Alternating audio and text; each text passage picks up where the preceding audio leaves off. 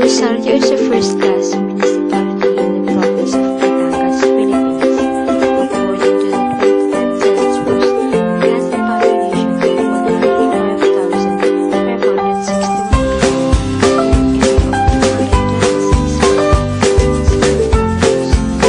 This was its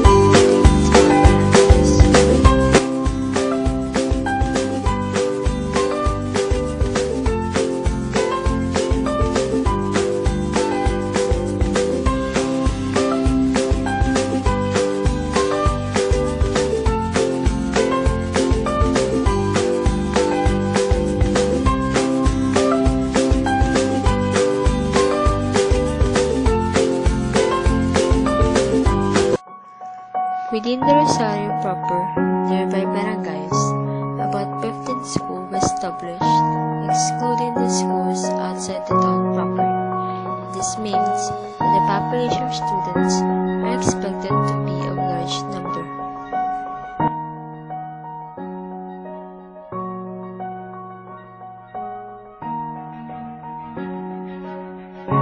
Several establishments help the student to comply their needs.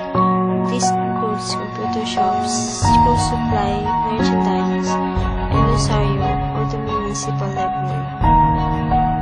There are several factors affecting the performance of students in school.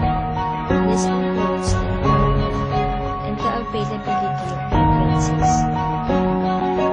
For group studies, the students gather in places where they can find more comfortable physical environment.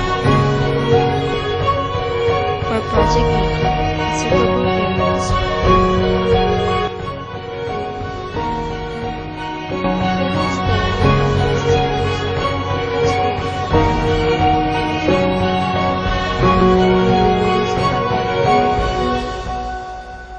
and many other places. They find these places easy to access, plus it is already located on the town proper, where in some cases, their needs are just a few walks away. But what if the establishments can accommodate a large number of students, just like the municipal library? Anong advantages at disadvantages ng pag-aaral sa library? Mag-aaral tayo sa library. Unang-una, ang library alam natin tahimik yan. Kaya, mas prepare tayo mag-aaral sa tahimik. Makakapag-focus tayo sa gagawin natin, sa mga assignment, or sa kung anong gawain natin. Tapos sa library, nandun na lahat ng libro na kailangan mo sa pag-aaral mo. Or tsaka may access naman doon ng internet. Tapos, ang disadvantages naman ng pag-aaral sa library, minsan kasi hindi kasi maiiwasan na walang maingay sa library. Yun, na-out-of-focus tayo sa pag-aaral dahil sa ingay. At tapos, hindi naman tayo pwedeng nagpag-diskusyon ng malakas o nagpagkalastasin sa ating mga kasama para sa pag-aaral natin. Tayo naman ang magiging dahilan ng ingay. Tapos, pag sobrang ingay na sa 10 oras ng pag-aaral mo, pwede tayong paalisin ng librarian. Kaya, yun, yung sayang na oras ng pag-aaral natin. Mga advantages at disadvantages ng pag-aaral sa bahay. Kapag sa bahay ka nag-aaral, ang advantages ay komportable ka, syempre. Tapos, kapag nandun lahat ng kailangan ng gamit, libro, tapos kapag may internet naman kayo sa bahay na, mas ayos ka makakapag-aral. Tapos, kapag naman ito ay nagutom, hindi yung lalabas ka pa para bumili ng pagkain. Syempre, sa bahay mo na ikaw kakain. Tapos, ang disadvantages naman sa pag-aaral sa bahay, unang-una, minsan kasi, hindi may iwasan, hindi mautusan ng magulang mo.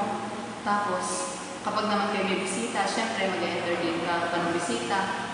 Tapos, kapag ang iyong mga kapatid ay, maingay, magugulo, syempre, hindi ka makakapag-concentrate sa pag-aaral. At, ang huli, madalas na nangyayari sitwasyon pag sa bahay ka nag-aaral, kapag sa higaan, syempre matutokso kang matulog sa higaan mo pag ikaw ay sa kwarto nag-aaral, o kaya pag may TV, syempre matutulog ng TV, hindi ka makakapag-concentrate sa pag-aaral. To solve the problem, I propose a 3-story student center as solution.